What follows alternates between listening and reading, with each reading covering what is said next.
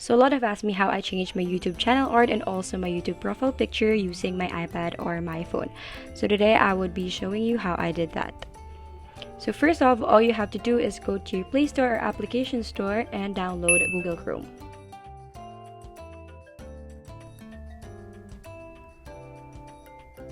After downloading Google Chrome, all you have to do, of course, is to open it and then visit the YouTube site and then open your own channel.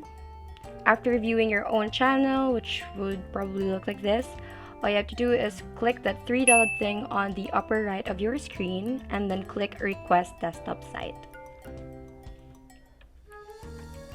Make sure to double check it if it's on desktop side mode.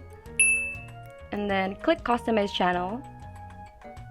After clicking Customize Channel, all you have to do is, of course, click on your profile picture and then click that pencil icon and then click Edit, and then it would usually redirect you to another page. And as you can see, there's a change button, and then you just have to click that and you could easily change your profile picture.